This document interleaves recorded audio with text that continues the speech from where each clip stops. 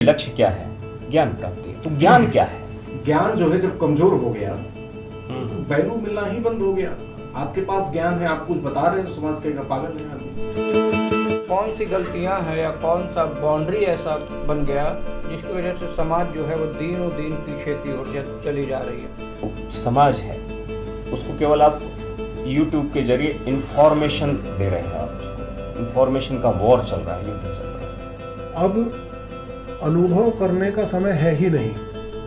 ये भी बात समझना है कि ज्ञान क्या है, ठीक है। और ये भी सवाल है कि क्यों नहीं जा रहे हैं। नहीं, मैं तो कहता हूँ कार्यपालिका के लोग भ्रष्ट है ही नहीं। न पुलिस मुझे भ्रष्ट नजर आती है, न मुझे कोई भ्रष्ट। मुझे भ्रष्ट बस दो ही तंत्र दिख रहे हैं। जब हम छोटे थे, हम SC, ST, OBC ये सैकड़ों साल पुराने नैरेटिव नहीं है। जानते नहीं थे क्या? जानते ही नहीं थे। ठीक है, जानते नहीं। ये समाज की ये रचना अभी बनी है।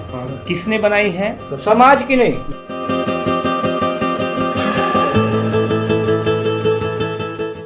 ऋग्वेद का एक बहुत ही प्रसिद्ध मंत्र है, आनभद्रो कर्तवो यंतो विश्वत। इस ब्रह्मांड में जितने भी कल्याणकारी ज्ञान है वो समाज के हित में आना चाहिए और चारों तरफ से आना चाहिए।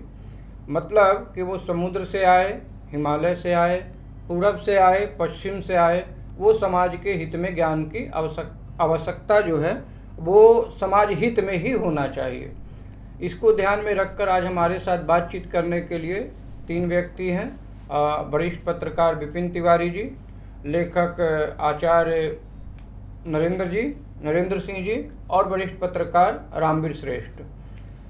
तो सबसे पहले मैं बात की शुरुआत करता हूं रामवीर श्रेष्ठ जी से कि आप वर्तमान समय में जो देख रहे हैं कि समाज का नैतिक पतन धीरे धीरे नीचे की ओर जा रहा है, इसको क्या मतलब कौन सी गलतियां हैं या कौन सा बाउंड्री ऐसा बन गया जिसकी वजह से समाज जो है वो दिनों दिन पीछे की ओर चली जा रही है। संविधान के जितने नेता हैं वो कहते हैं आप समाज सुधारिए। जैसे लगता है कि सारी गलतियां समाज की है, बाकी सब लोग सही हैं। आप इस पे थोड़ा प्रकाश डालें।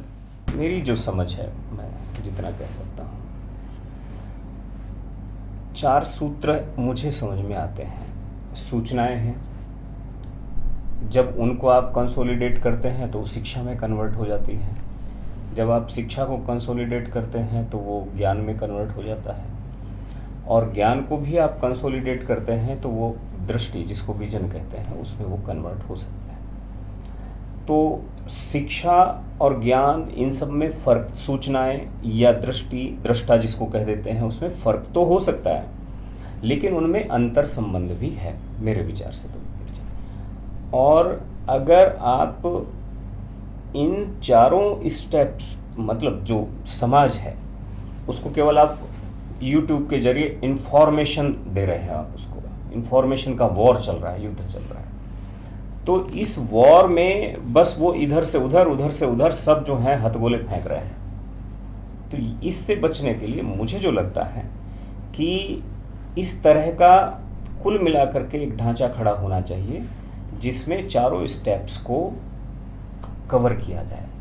सूचनाएं जाएं, सूचनाओं से वो शिक्षा में कन्वर्ट हो, शिक्षा से वो ज्ञान की तरफ जाए। गुरुकुल इस काम को करते थे पहले, और वहीं से हमारे यहाँ दृष्टि विकसित हो और वहीं से हमारे यहाँ दृष्टा विकसित हो।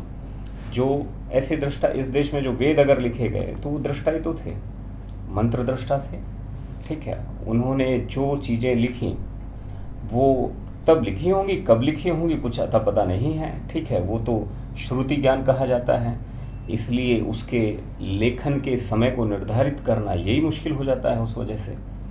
तो इसलिए आज अगर आप जिसको दृष्टा कहते हैं, जिसको आप कह सकते हैं कि ये ओरिजिनल थिंकर है, ऐसे थिंकर्स को आप देश में टिप्स पर गिन सकते हैं।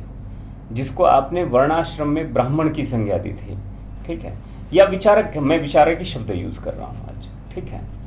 तो वो तो बहुत लुप्त प्राय प्रजाति है पूरी दुनिया में, नॉट ओनली इंडिया।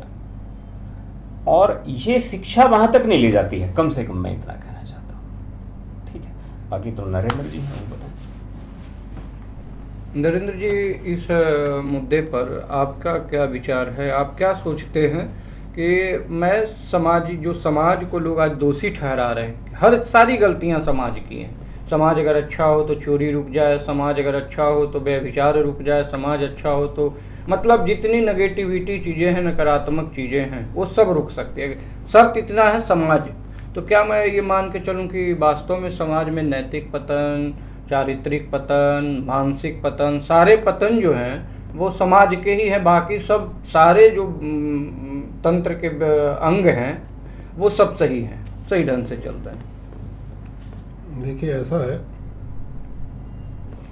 समाज का ना नैतिक पतन होता है और ना ही उसको कोई अधोगति होती है। ये जो भी कुछ होता है व्यक्ति का होता है। पूरी मानव सभ्यता में पहले तो ये तय किया जाए कि समाज हम जिस इकाई को कह रहे हैं, जिसको कह रहे हैं, इकाई को मत कहिए, समाज हम जिसे कह रहे हैं कि क्या वो समाज है। अगर व्यक्तियों का समूह समाज की परिभाषा पर खरा ना उतरता हो तो फिर समाज का क्या दोष है? देखिए, समाज में जो है एक अजीब सा विचलन आया हुआ है। नहीं, मैं ज्ञान यज्ञ की ही बात करूँ। होता क्या है कि व्यक्ति एक समाज में एक प्रभाव होता है, उस प्रभाव से वो थोड़ा सा अट्रैक्ट होता है और उस तरफ चलता है। ज्ञान के प्रति लोगों का मोह भंग हुआ, मोह भंग किया गया, हुआ नहीं, किया गया।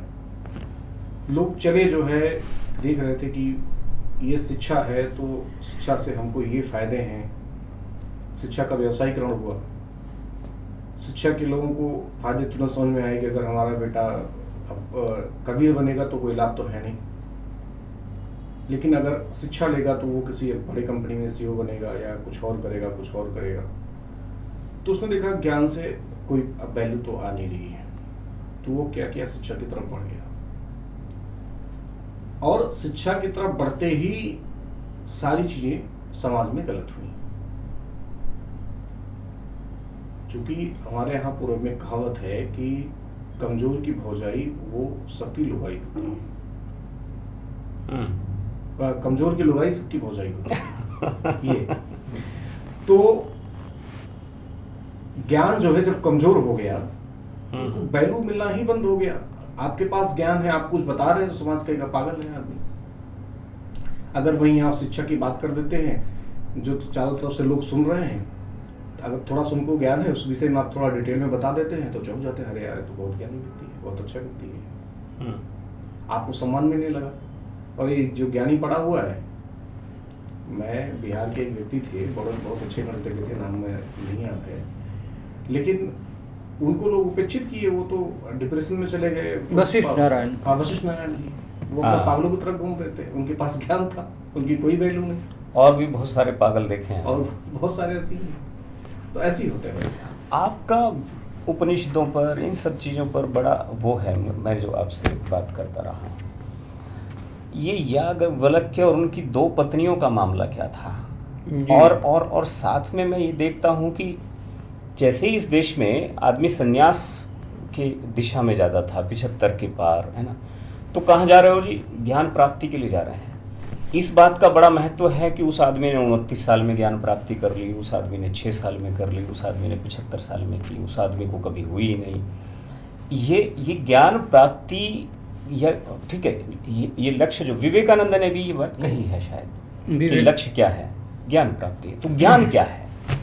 वास्तव में जो व्यक्ति के अंदर नॉलेज हो, एजुकेशन नहीं, टीचर नहीं, गुरु, शिक्षक नहीं, शिक्षा याज्ञवल्क्य वाली हाँ, वो मैं आता हूँ कि किस तरह से हमारे यहाँ परंपरा है कि याज्ञवल्क्य की जो कहानी है उसकी मैं मतलब थोड़ा सा भूल रहा हूँ उनकी माता का नाम, मैं उसको, वो कौन थे जिनकी 2 पत्नियां थी, वो जाने लगे तो एक पत्नी ने रोक लिया। याज्ञवल्क्य ऋषि के हाँ, तो वही वाली बात जो है तो कि किस लिए जा रहे हो जंगल, ऐसा क्या है वहाँ? तो उन्होंने कहा कि याज्ञवल्क्य ऋषि ने कहा कि भाई जब वो जंगल की ओर जाने लगते हैं तो वो कहते हैं कि मेरे पास जितनी, उनकी 2 पत्नियां थी, तो उन्होंने एक पत्नी को पूरी संपत्ति दे दिया, ठीक है। दूसरी पत्नी को संपत्ति जब देने लगे, बोले कि भाई तुम्हें भी जितनी ज़रूरत है ले लो। तो उन्होंने कहा कि नहीं, मैं इसको लेके क्या ये स्थायी है? उन्होंने कहा नहीं, अगर स्थायी होता तो मैं भी रुका रहता, मैं तो खुद ही छोड़ कर जा रहा हूँ। बोला कि जो आप खुद छोड़ करके जा रहे हैं, जो आप ये जानते हैं कि स्थायी नहीं है, वो कह रहे हैं कि तुम ले करके यहीं रह जाओ आश्रम में, और हम जा रहे हैं जंगल में। बोले नहीं। अच्छा, हमारे यहाँ बड़ी समृद्ध परंपरा रही है स्त्रियों का भी। ये कोई स्त्री कोई जो आज लोग ने समाज के जो 8 भेद पैदा कर दिए हैं स्त्री पुरुष का, वो स्त्रियां एक नहीं कई मंत्र की दृष्टा रही हैं। लोपा, मुद्रा, गार्गी, इन लोगों को उठा कर देखिए वेद में क्या लिखती हैं। तो फिर वो गार्गी ही हैं। गार्गी ने कहा कि नहीं, मुझे नहीं चाहिए, मुझे वो चाहिए जो आप है। तो उन्होंने फिर उनको ब्रह्म ज्ञान देते हैं। ब्रह्म मतलब क्या? गार्गी तो नहीं है, गार्गी नहीं, गार्गी अलग है। गार्गी से तो उनका शास्त्रार्थ हुआ है जनक की सभा में। उनकी 2 पत्नियां हैं, एक दोनों पत्नियों को वो आधा आधा देना चाहते हैं। तो एक उनमें से कहती हैं कि आप ऐसी कहाँ जा रहे हो, आप मूल्यवान जगह पर जहाँ पर आप ये सारी प्रॉपर्टी भी छोड़ कर जा रहे हो। तो तब वो कहती हैं, नरेंद्र जी, वो कहते हैं कि नहीं, मैं ज्ञान प्राप्ति के लिए जा रहा हूँ। तो क्या ज्ञान, फिर वो कहती हैं क्या ज्ञान संपत्ति से भी बड़ा है? तो उन्होंने कहा हाँ, वही बड़ा है, ठीक है, तो वही जीवन का लक्ष्य भी है, ये सब वो बताते हैं। और उन्होंने फिर एक काम की कुछ बातें उस संवाद में कही हैं, और उन्होंने कहा कि तुम मुझे मेरे लिए प्यार नहीं करती हो, तुम अपने लिए मुझे प्यार करती हो।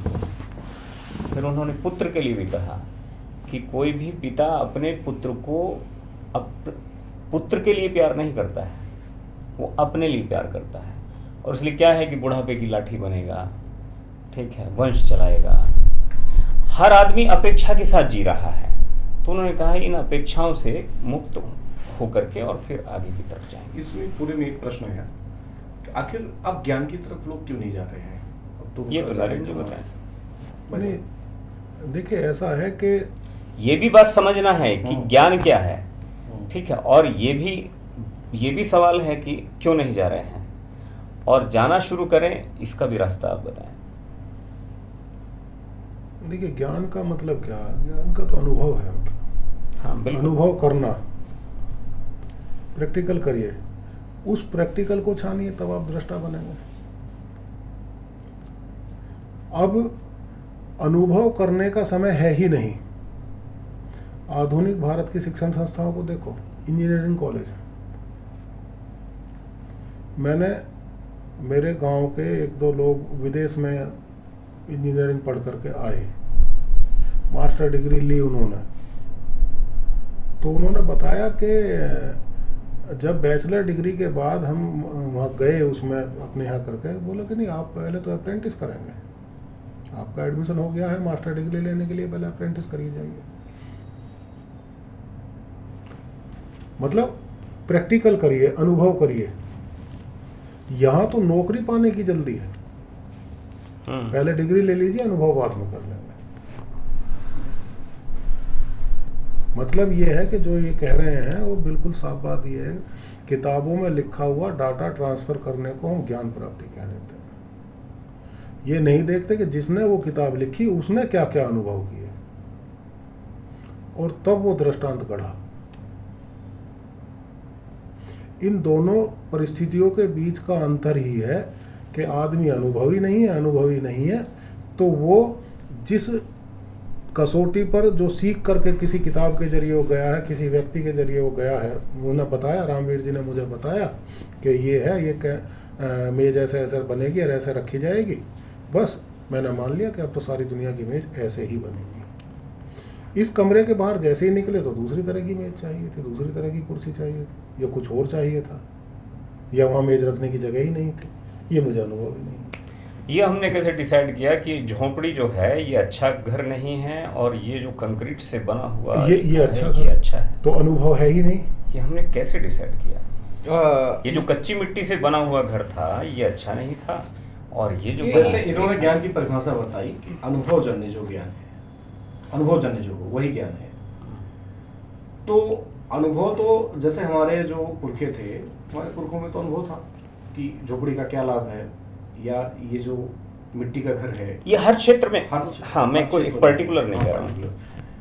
तो वो उसको उस अनुभव को देखते थे, जानते थे, उसको जैसे फील करते थे। बाद में जब ज्ञान खत्म हुआ, उसके पीछे डिस्कशन खत्म हुआ कि आखिर हम क्यों ही इसमें मिट्टी घर में रह रहे हैं, हम सिर्फ घर की बता रहे हैं, क्यों ही रह रहे हैं। तो ये सब जब चीज़ें खत्म हुई तो उनको लगा कि वो जैसे जब शहर की तरफ आए तो उनको बड़ी बड़ी अट्टालिकाएं दिखी या पक्के घर दिखे, तो उनको लगा कि नहीं, ये तो ज़्यादा सेफ है, ज़्यादा अच्छा है। नरेंद्र जी, मुझे तो नहीं, ये, हाँ, देखिए, मैं जो बात बीच में रह गई थी वो ये है, ये बता देना कि इसकी तुलना में ये अच्छा है। देखिए, हमसे और कई जिसने कई बताया अनुभव- कई- जिसने बताया कई उसकी अनुभवी- बात मान लेना। देखिए, वो सूचना। कई अनुभवी आदमी एक बात कहते हैं कि देखिए, यहाँ तक तो ऐसा मैंने खोज कर रख दिया, ये आपको समझ में आ गया, मैंने ऐसा ऐसा किया। तो जो पीढ़ी जिस पीढ़ी को ये बात बता रही है कि मेरा ये अनुभव रहा और आप समझ लीजिए ये ऐसा ऐसा हुआ है, वो तो बात ठीक है। लेकिन जिस पीढ़ी ने समझा ये और वो अगली पीढ़ी को जब बताता है, क्रम टूट जाता है, अनुभव का दर्शन टूट जाता है। मतलब उस अनुभव के दर्शन का इसमें क्या अंतर हुआ, क्या बताया? मैंने ये बताया कि मुझे बताया मेरे पिताजी ने, मान लिया कोई बात बताई, हाँ, और आपने उन्होंने भी- मुझे बताया ही नहीं, ये भी बताया कि देख, हल ऐसे चलता है, जब खेती करते थे ऐसे चलता है यार, इस बैल को ये खिलाना पड़ेगा, ऐसे रखना पड़ेगा, ये करना पड़ेगा, ये करना पड़ेगा, ठीक है, इसके लिए नुकसान है, इसकी जगह ट्रैक्टर ले लेते हैं। अब बैल का जो अनुभव था, मैं अपनी अगली पीढ़ी को कुछ नहीं बता सकता। क्या अनुभव क्या बताऊंगा उसे? यही तो बताऊंगा ऐसा मुझे बताया गया था, खत्म होगा, चैन टूट गया, और खुद ट्रैक्टर चला रहा हूँ, खुद ट्रैक्टर चला रहा हूँ और बता रहा हूँ कि बैल क्या चीज है? तो ये जो ये पूरा का पूरा सिनेरियो बदल गया, बदलता रहता है, इसमें कोई बुरी बात भी नहीं है।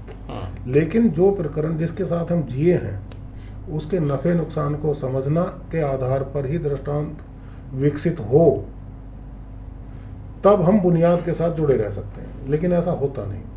अब तकनीक खरीदने की एक रफ्तार जमाने ने पकड़ी है, तकनीक खरीद लीजिए, बस मिल गई सुविधा, एसी लगा लिया ना, ठंडा हो गया।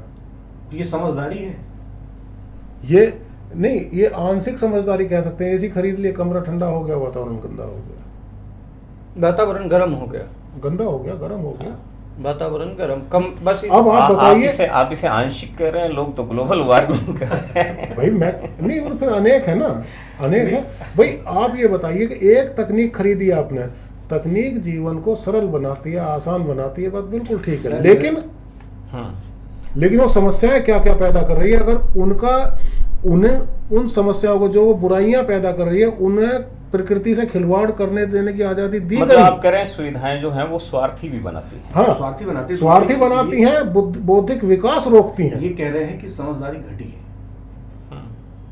आप क्या किसी की पैदा की हुई तकनीक अगर हम अपने जीवन का आधार बना लेते हैं, तो वो केवल इतना नहीं है कि हम बहुत उससे विकसित हो गए उस टाइम पे। जब हम तकनीक किसी की एडोप्ट कर लेते हैं अपनी जीवन पद्धति के रूप में और खुद तकनीक विकसित नहीं करते हैं, तो आप समझ लीजिएगा कि अब आप गर्त में चले गए। राकेश जी, मुझे तो ये लगता है कि सारी चीज़ें आप पूरी दुनिया में कुछ भी है, ठीक, कहीं भी अप्लाई करिए, एक तत्व है, वो है ज्ञान। वो आपको अप्लाई करने से ज्ञान, मतलब मैं जैसा समझा कि वो एक कसौटी है, डू एंड डोंट्स, ये सही है और ये गलत है, इसके बीच फर्क करने का जो तर्क है, जो विवेक से पैदा होता है, वो ज्ञान है। अब वो पूरी कायनात के मामले में हो सकता है, होगा कि भाई कहीं जाकर क्या इसका कोई गलत असर पड़ेगा, ठीक है, जैसा वो ठीक है कह रहे हैं, तकनीक को लेकर कह रहे हैं, बाकी चीज़ों ठीक है, नहीं पड़ेगा, और कहाँ तक नहीं पड़ेगा तो उसकी सीमाएं वहीं रोक देना। जैसे अभी परसों तरसों की खबर है कि एक बुद्धि और विवेक का संतुलन, हाँ, एक एआई एक्सपर्ट ये कह रहे हैं कि हम एआई को एथिकल एआई की तरफ ले जाना चाहिए, ठीक है। तो मतलब वो उस खतरे को समझ रहा है वो लड़का, ठीक है, कि आदमी को जिस तरह से हम मॉरलिटी की शिक्षा देते हैं, बच्चों को देते हैं, वही एजुकेशन एआई को भी देने की जरूरत है, वो ये कह रहा है। नहीं, तो आप सिद्धांत- कहीं भी अगर आप आपको भाई आपको कितना बुखार है तो आप कोई इंस्ट्रूमेंट लगाते हैं ना, कुछ लगाते हैं ना आपको। सिद्धांत का विकास करते हुए थर्मामीटर। देखिए, थर्मामीटर। मैं एक बात आप लोगों को बीच में रोक कर कह रहा हूँ, हालांकि मैं ज़्यादा बोल रहा हूँ। नहीं, आप ज़्यादा नहीं। ऐसा है, सिद्धांत का विकास करते हुए ये बात सिद्धांतकार हमेशा, क्यों विकास कब करेगा सिद्धांत का? जब वो अनुभव करेगा, यथार्थ को समझेगा, उसके पहले कर ही नहीं सकता। करते हुए वो सोचता है। आप लोग अक्सर मेरे साथ चर्चा करते हो तो स्वराज्य की बात करते हो। मैं इस बात के लिए चिंतित हूँ, इस मामले पर स्वराज्य आए, बिल्कुल आदमी की लगाम किसी सरकार के हाथ में ना हो, उसका बुद्धि और विवेक का संतुलन ऐसा हो कि वो अकेला होकर के स्वतंत्रता पूर्वक जीना सीखे, लेकिन उसके स्वराज्य का दृष्टिकोण इस प्रकार विकसित ना हो जाए कि निहायत व्यक्तिवाद पैदा हो,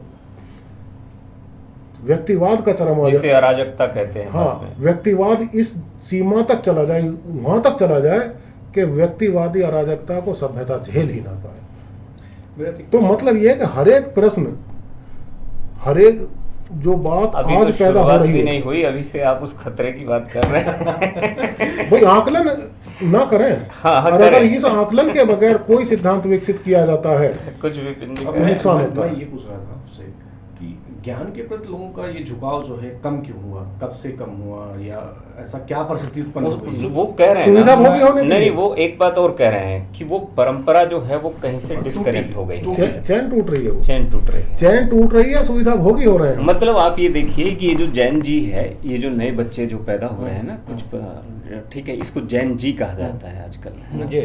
तो ये जैन जी जो है, इनके सोचने का तरीका और इनके जीने का तरीका, ये कुछ शायद बाजार ये कह रहा है कि नहीं ये अलग है। मतलब ये इसका ज़्यादा रिलेशन माँ बाप से नहीं है, ज़्यादा रिलेशन माँ बाप से भी ज़्यादा रिलेशन इसका तकनीक से है। ठीक है, आप अपने घर में जाइए, आपका बेटा है, आप आए हैं कहीं महीने भर बाद आए हैं आप घर पर, ठीक है, लेकिन बेटा फ़ोन में लगा है। अगर फ़ोन में लगा है तो हो सकता है कि उसमें राम राम करने की, नमस्ते करने की इच्छा हो, लेकिन वो आपको नमस्ते ना करे, वो आपके पास भी ना आए, वो आपके पैर ना छुए उस समय, ठीक है। और वो यहाँ तक आ जाता है कि वो अगर उस तकनीक के साथ में वो अटैच है तो वो कहे कि नहीं आप मेरे रूम में क्यों आ गए, मैं तो अपने, ठीक है, तकनीक के साथ में था। टेक्निकल अगर ज्ञान आपको है तो सरकार आपको कैच कर रही है, इंस्टीट्यूशन आपको कैच कर रही है, ठीक है, वो एक अलग बात है। लेकिन अगर आपको अन्य चीज़ों के विषय में ज्ञान है, सामाजिक ज्ञान है, व्यवस्था का ज्ञान है, तो सरकार आपको तो कह रही है कि चलो ठीक है, आप हमारे किसी काम के नहीं हो। विपिन जी, ऐसे- मैं एक बात कहूँगा, दो तीन महत्वपूर्ण आप लोगों के संवाद से निकल के जो बातें आई कि हम फंस कहाँ गए। फंस गए, इन्होंने एआई की बात की जो अपने चरम पे है, इन्होंने परंपरा के बीच के जो संवाद दृष्टा का समझदारी था उस गैप का अनुभव की बात किया, आपने नॉलेज की बात की। तो मैं एक दो छोटे छोटे उदाहरण देता हूँ जो मेरा अनुभव है कि हम फंसे। जैसे पुराने समय में ये कहा जाता, पुराने क्या, मैंने भी देखा है, किसी के दरवाजे पर पानी मांगने चले जाइए तो लोग कहते थे कि भाई अगर पानी मांग रहा है तो पानी पिलाना हमारा धर्म है। वो अपना धर्म मानता था, उसको पुण्य पाप से नहीं जोड़ा था, और अगर आप नहीं करते हैं तो ये अच्छा नहीं माना जाता है।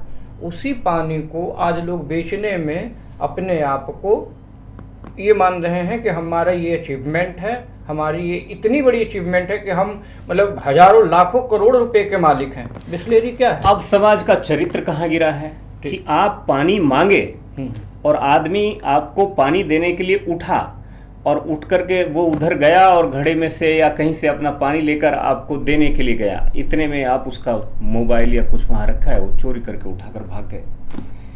परसों मुझे शिकायत की, यहाँ पर दिल्ली में एक मुखर्जी नगर में एक बालक ने यूपीएससी की तैयारी कर रहा था, ठीक है, ये कैरेक्टर, ठीक है, एक आदमी धर्म का पालन करने के लिए एक आदमी आया और उसने ये कहा, रियल बता रहा हूं मैं, आप चरित्र पतन की तरफ हाँ मैं रियल बता रहा हूं, उसने मुझे शिकायत की, उसने थाने में शिकायत की, उसका एप्पल का फोन लेकर भाग गया वो, ठीक है, और उस आया था पानी मांगने के लिए, ठीक है, ये चरित्र का पतन है। हाँ, मैं मानता हूँ कि है, लेकिन इसकी संख्या अभी बहुत कम है रामवीर जी, है आप इसको ऐसा कह कर के पानी पिलाने वाले को रोकना चाहते हैं, वो नहीं हम होने देंगे।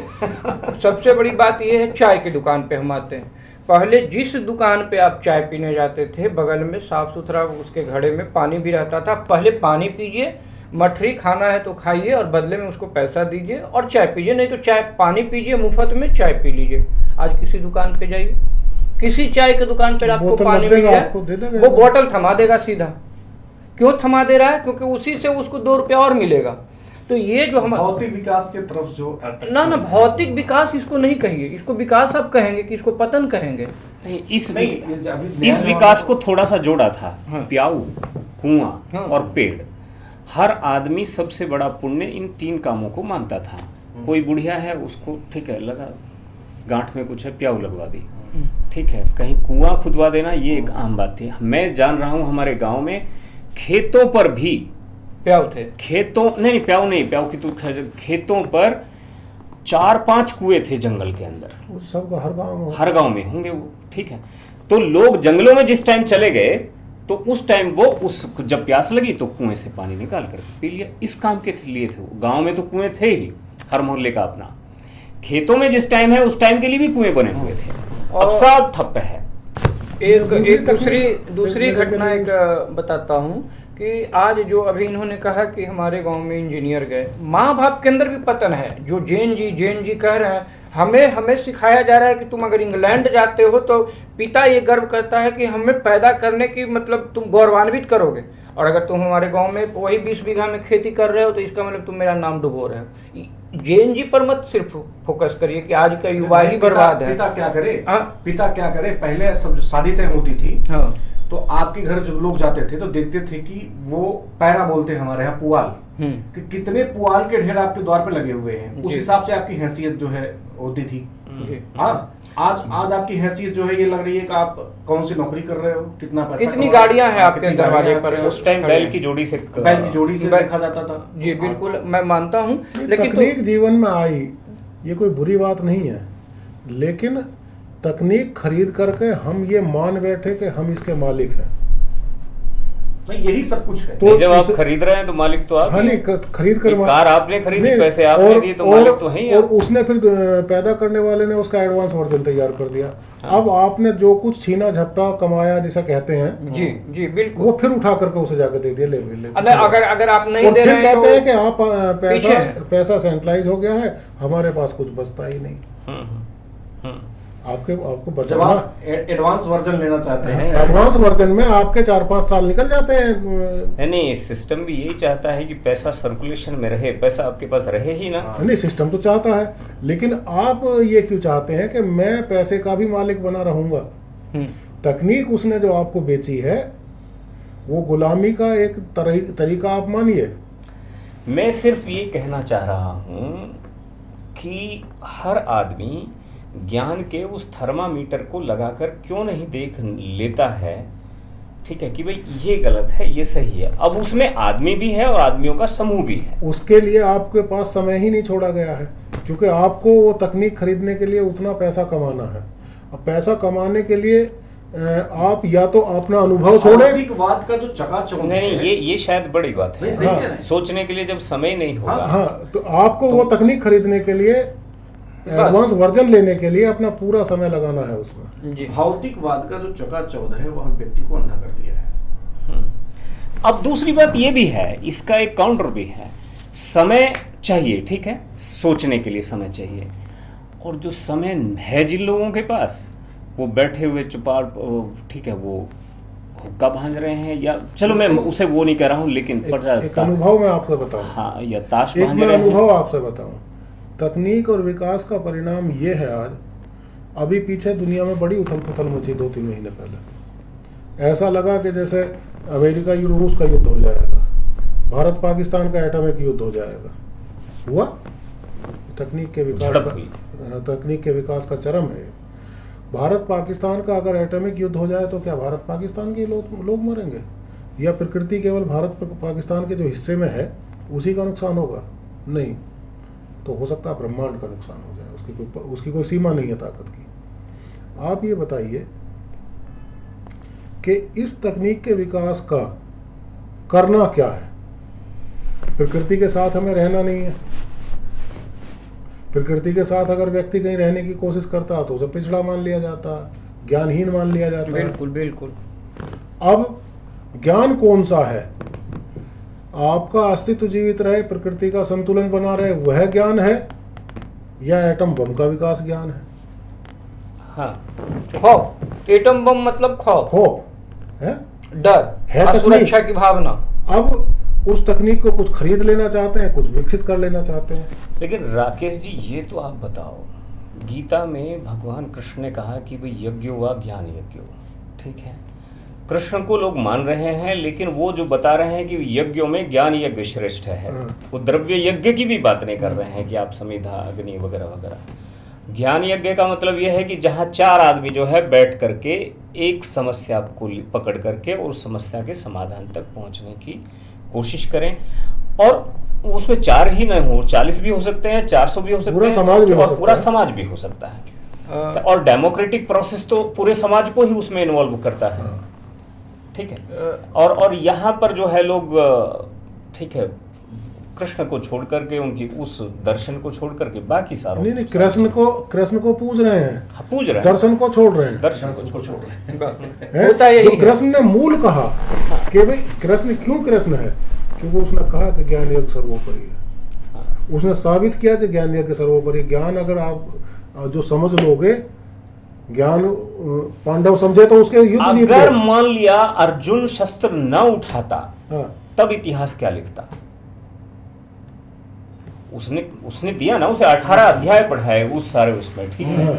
अगर शस्त्र न उठाता तो आज तरह तरह से बात, वेदव्यास भी कह सकते थे कि उन्होंने अपनी पत्नी का जो अपमान था उसका बदला नहीं लिया, ठीक है। समाज उनको हिजड़ा ही कहता, वो तो कृष्ण ने तो कह दिया था, ठीक है, धर्म भीरु। हाँ, नहीं नपुंसक कहा, हाँ, नपुंसक कि आप अगर युद्ध लड़ करके अगर जीत जाते हो तो वीर भोग्या वसुंधरा, धरती को भोगो, और मर जाते हो तो स्वर्ग को भोगो।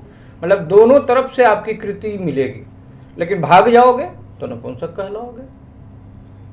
कहने का देखिए, मैं ये समझ रहा हूँ कि जो गीता है या जो ज्ञान की परंपरा, जैसे अभी इन्होंने कहा कि अनुभव, नहीं, वहाँ क्या है, वो उसने ये भी कहा शांति के 100 प्रयास भी कम हैं, परंतु एक समय ऐसा आ सकता है जब युद्ध ही आपके लिए धर्म हो जाए, ठीक है, उससे भी आप पीछे नहीं हट सकते। फिर गीता के प्रथम अध्याय का प्रथम श्लोक, वो 2 शब्द है, धर्म क्षेत्र कुरुक्षेत्र।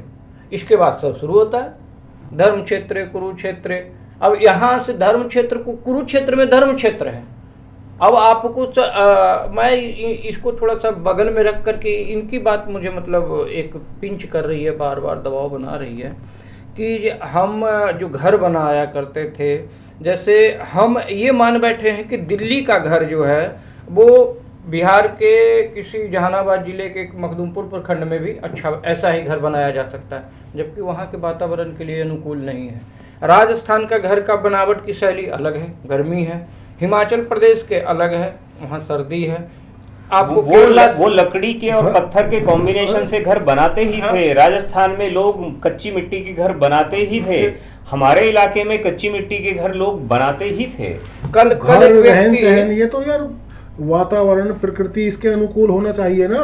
आचार्य जी, दिखावे के लिए थोड़ी होना चाहिए। आचार्य जी, मुझे एक व्यक्ति बोले कि अगर यहाँ 4 पॉइंट कुछ रेक्टर से अगर दिल्ली में भूकंप आ जाए तो एक घर साबुत नहीं बचेगा। एक घर, ये अपार्टमेंट से लेकर झोपड़ी तक। क्यों? क्योंकि गंगा उस पार के जितने भी एरिया है वो दलदली एरिया है। इसी वजह से लुटियन ने पत्थर पर पूरे, तो नॉर्थ ब्लॉक वाले, साउथ ब्लॉक वाले, प्रेसिडेंट हाउस वाले, पीएम हाउस वाले तो सुरक्षित हैं क्योंकि वो पत्थर पे बसे हुए हैं, और हम दलदल पे बसे हुए हैं। और फिर वो बना रहे हैं पैमाना कि आपका कंक्रीट का साइज ये होना चाहिए। अरे भाई, तुम मूल बात क्यों नहीं बता रहे हो कि ये घर तुम्हारे लिए है ही नहीं, तुम यहाँ पे नहीं सुरक्षित हो, उसके बाद छोड़ दो। ये बातें कोई बताने को तैयार नहीं है।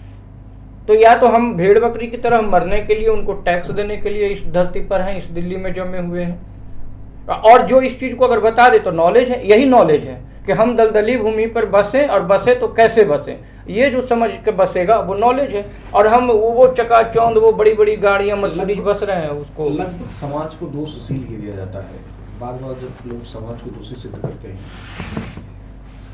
हालांकि कुछ लोगों का ये भी मत है कि सारे दोष समाज पे ही नहीं डालने चाहिए, कुछ अन्य दोष भी अन्य लोगों पे डालने चाहिए, लेकिन समाज का दोष होता है। समाज जब अच्छे लोगों को, सज्जन शक्तियों को वैल्यू देना कम कर देता है और ऐसी शक्ति जो एक हिसाब से दुर्जन कह सकते हैं, ऐसी शक्तियों को वाहवाही करने लगता है, तो फिर समाज को दोष न दिया जाए तो किसे दिया? विपिन जी, समाज मतलब सर्व व्यक्ति समूह, हाँ ठीक है। तो आप कैसे मान लिए कि अगर आपको मतलब 20 व्यक्ति 40 व्यक्ति क्रिटिसाइज कर रहा है, आपकी आलोचना कर रहा है, तो आप पूरे समाज को ले लेंगे? समाज कभी गलत हो ही नहीं सकता है।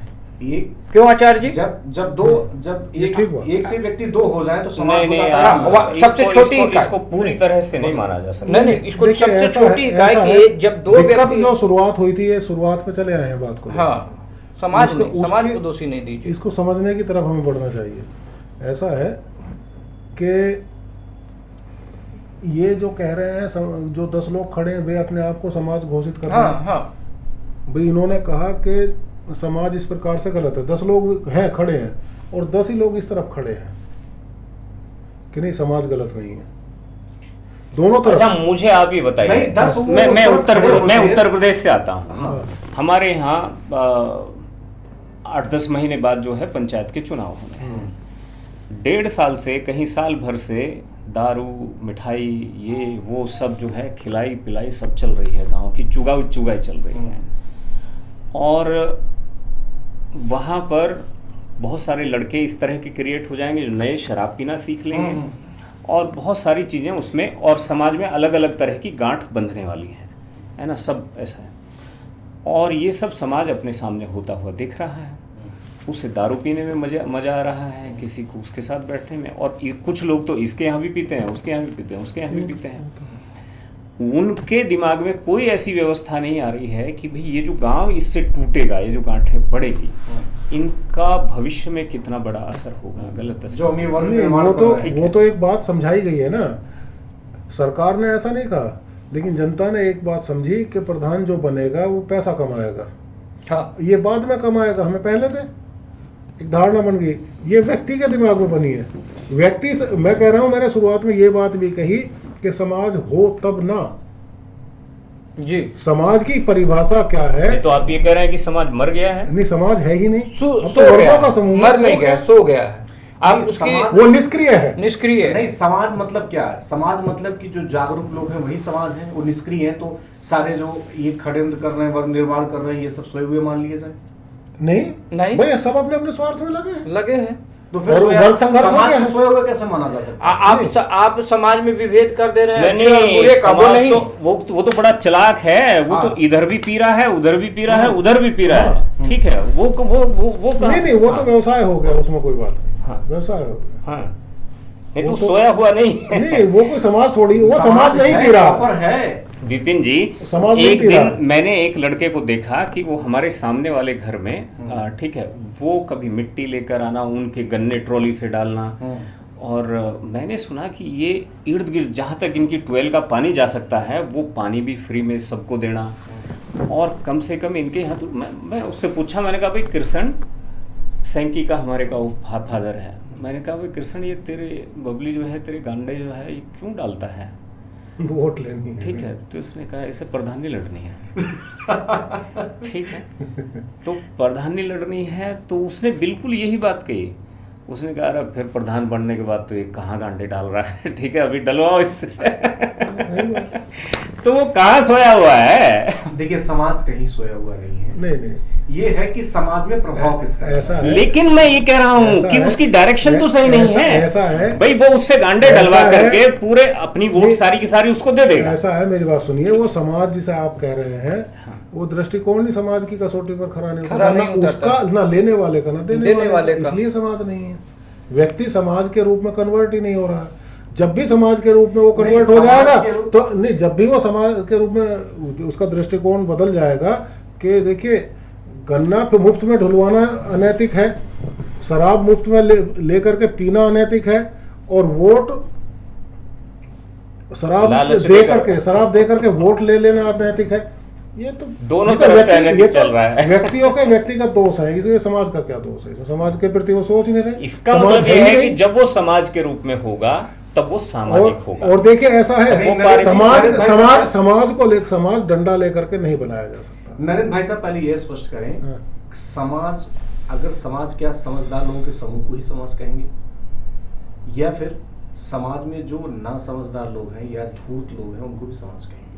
सबको। ये प्रश्न पैदा हो रहा है हम्म। कि समाज सोया हुआ नहीं है। नहीं, तीन चीजें तो हम सुनते ही आए हैं। हाँ, इस सारे लोगों के समूह में तीन तरह के लोग हैं, कुछ सामाजिक हैं, हाँ, कुछ असामाजिक हैं हाँ, समाज और विरोधी कुछ समाज विरोधी हैं। हाँ। तो समाज के अंदर तीनों है ना, त्रिविभाजन हाँ, भी हाँ, है। तीनों है ना। हाँ। हाँ, तो इसमें अगर अब कोई एक इसमें प्रभावी से- हो रहा है, गलत करने वाले को तो फिर कोई आप- एक गुण तो प्रभावी फिर आप- और फिर- समाज को डेट मान लिया नहीं जाए। नहीं, हाँ क्यों ना मान लिया जाए? नहीं। समाज जो समाज के साथ है, लेकिन देखिए विरोधी जो हैं उनको डंडा लेकर सुधारा जाए। इसीलिए जन कानून- जागरण जो बातें हुई कानून हैं, को- जन जागरण की जो बातें अबे हुई सुन, हैं। अब आप बात आई है ना, क्योंकि सवाल जब ये कर रहे हैं जो समाज की मर्यादा तोड़ रहे हैं, मतलब अपराध कर रहे हैं, उन्हें कानून के जरिए रोका जाए, चाहे भले ही ताकत लगानी पड़े।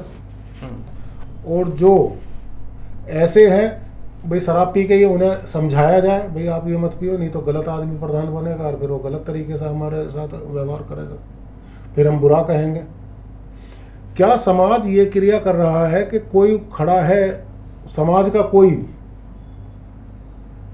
भाई आप शराब मत पियो, गांव में कुछ खड़ा होता नहीं होता, पी लेना, अरे इसका क्या, तुझे तो 4 दिन पिलाएगा, 5 साल का मजा लेगा, है कोई ऐसा? कानून अपना काम कर रहा है, अवैध शराब नहीं बिकनी चाहिए, ट्रकों के ट्रक ढुलते हैं, प्रधानी वो उसमें हिस्सेदारी के लिए लड़ाई है। चुनाव, हाँ उसमें जो है ठेकेदार के और सरकारी अफसरों के जो आमदनी उसको बंटवारे की लड़ाई है। ये सब समाज के प्रतिनिधि हैं। मैं सबसे अगर बड़ी ये बात सब है- समाज के प्रतिनिधि हैं तो बताइए समाज कैसे बनता है? मैं एक उदाहरण दूं कि विधायिका और कार्यपालिका के लोग भ्रष्ट नहीं, मैं तो कहता हूं कार्यपालिका के लोग भ्रष्ट है ही नहीं, ना पुलिस मुझे भ्रष्ट नजर आती है, ना मुझे कोई भ्रष्ट, मुझे भ्रष्ट बस 2 ही तंत्र दिख रहे हैं, विधायिका और न्यायपालिका। कार्यपालिका कहती है कि भाई चोर को पकड़ के मैं लाया, वकील साहब छुड़ा ले गए, जज ने छोड़ दिया, जज ने छोड़ दिया, वकील साहब को पैसा मिल गया। अच्छा विधायिका- ये बताएं, समझदार लोगों की बात जो है ये धूर्त और शरीफ लोग समझ क्यों नहीं रहे हैं? क्यों नहीं समझ रहे? समझदार लोगों की नहीं वे बात- अपने जो धूर्त और जिन्हें अगर समझदार जिसे- लोग समाज को कंट्रोल करना चाहें, समाज को चलाना ऐसा चाहें, है उस या व्यवस्थित करना ये तो चाहें, बड़ा तो आसान, तो ये तो नहीं, बड़ा इसका आसान है। इसका मतलब समझदार लोग अल्पमत में हैं। नहीं ये हर धूत ये कह रहा मैं हम तो समझदार धूप हूँ, में रहेंगे। जो शराब पिला रहा है वो कह रहा मैं समझदार हूँ, देख मुझे तो 2 पौवे देने हैं और सारे दिन का काम करेगा। नहीं। अच्छा जो नहीं पी रहा वो कह रहा मैं समझदार हूँ, मैंने शराब पी के अपने पैसे भी खराब नहीं करे, चरित्र भी खराब नहीं करा। और जो तीसरा एक और बचा वो कह रहा है यार ये दोनों कुछ करते रहे, मेरा क्या मतलब है? मतलब कुल मिला तीनों नशे में है, तीनों नशे में अपने को समझदार घोषित कर रहे हैं। नहीं ऐसा नहीं कह सकते। जैसे देखिए समाज को शायद सोचना ये था कि जो व्यवस्था उन्हें वहाँ गांव में एक प्रधान चुनने के लिए दी गई है, अच्छा ये बीमारी, उस व्यवस्था में कोई दोष है। ये बीमारी कहाँ से पैदा हुई? हाँ, ये बीमारी कहाँ से पैदा हुई? ये बीमारी पैदा हुई है जब से समाज में, जिस परंपरागत समाज की आप लोग बात करते हो उसके बारे में एक बात और जोड़ना शुरू करो। जब से समाज का नैरेटिव सरकारें तय करने लगी कि समाज क्या है, राजनीतिक भाई, संगठन तय करने लगे, कुछ सरकारें दिनों तय पहले करने तक- लगी। कुछ- मेरी बात सुनिएगा, व्यवस्था- कुछ दिनों पहले तक वो ठीक, मैं उनकी बात को सपोर्ट करना चाहता हूँ। कुछ दिनों पहले तक जब हम छोटे थे, हम SC, ST, OBC ये सैकड़ों साल पुराने नैरेटिव नहीं है, जानते नहीं थे क्या है? जानते ही नहीं थे। ठीक है। जानते नहीं थे। ये समाज की ये रचना अभी बनी है।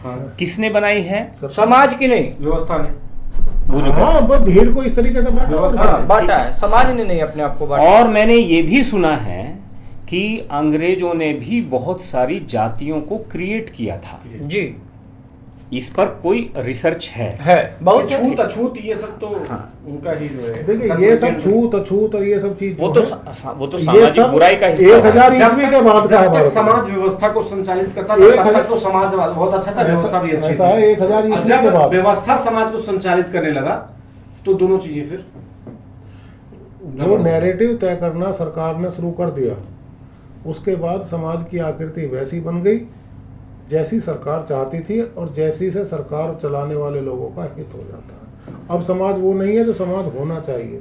समाज की परिभाषा अगर सरकार ही तय करने लगे तो वो अपनी तय करी हुई परिभाषा पर ही वो अटक जाएगी। अगर किसी खुले मंच पर जहाँ जनता चारों तरफ खड़ी हो और देश की संसद में जो 543 लोग बैठे हैं उन्हें बीच में बैठा दिया जाए, तो निश्चित रूप से जो समाज की परिभाषा इन लोगों ने तय कर रखी है भारत के संविधान में, मैं चुनौती देता हूँ ये कि वे उस परिभाषा का ही कहेंगे, नकार देंगे कि नहीं ये ठीक नहीं है। लेकिन शर्त ये है, इसलिए नकार देंगे क्योंकि वो समाज की कसौटी पर वो परिभाषा ही पूरी नहीं उतरेगी। अब तो समाज की परिभाषा क्या है, जो सरकार तय कर दे, राज्य तय कर दे। और राज्य तय क्या करेगा? राज्य तय वो करेगा कि किस प्रकार उसे पार्लियामेंट में बहुमत मिल जाएगा, राज्य वो तय करेगा। मुझे ये बताइए कि हम अपने बच्चे को पोसे पाले, पिछले 15-20 साल में जितना जातिवादी लक्षण उभर के, जितना धार्मिक संघर्ष उभर के 10-20 साल में पिछले में जितना ज्यादा तीक्ष्ण हुआ है, उतना तो 20 साल पहले 25 साल पहले नहीं था। धर्म के नाम पर तो हजारों साल से झगड़े होते रहे और पूरे यूरोप से लेकर पूरे अरब। अच्छा ये बताइए कि क्या धर्म के लिए नहीं, कोई बात नहीं, धर्म के लिए भारत में कितने युद्ध हुए हैं जो भारतीयों ने लड़े हैं? युद्ध धर्म के नाम पर, धर्म के नाम पर यूरोप ने लड़ा, धर्म के नाम पर इस्लाम ने लड़ा, धर्म के नाम पर इनके बीच में क्या है वे धार्मिक युद्ध, क्रूसेड जो हुए, 10 हुए, 11 हुए, कितने हुए, कितनी जनता कटी है, कितने लोग मरे हैं, तमाम लोग मरे हैं। क्या भारत में राज्य को लेकर के लड़ाई हुई होगी? मैं इनकार नहीं करता, ये बात, लेकिन धर्म के नाम पर अगर भारत में कोई लड़ाई हुई हो, नहीं, कोई नहीं, ऐसी जैसी ये जो धर्म के नायक आज आधुनिक सभ्यता के झंडा बरदार कहलाते हैं, क्रिश्चियन और जूस और ये इस्लाम वाले, अगर एक भी क्रूसेड जैसा युद्ध भारतीयों ने लड़ा हो तो मुझे बताओ। ये महत्वपूर्ण बात है। ऐसा कोई नहीं है जो नहीं बता दे कोई। एक दो जो बौद्ध और हिंदुओं के बीच जो लड़ाई की बातें जो है वो फर्जी करते हैं, वैचारिक मतभेद तो वैचारिक मतभेद तो होना चाहिए, उसमें होना भी चाहिए। अब खून खराबा हुआ, अब शिव के उपासक आप भी हैं, मैं भी हूँ, और हमारा वैचारिक मतभेद है, नहीं मानते?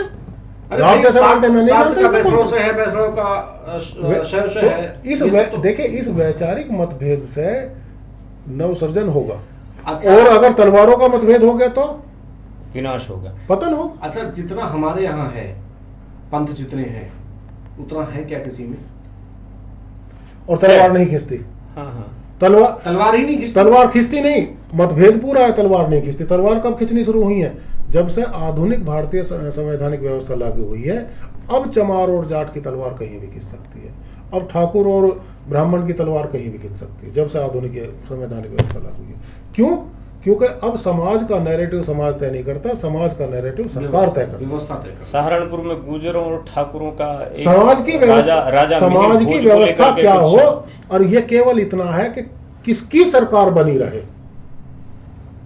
ग्राम प्रधानी में ये झगड़ा ही नहीं है कि प्रधान बनेगा व्यवस्था चलाने के लिए।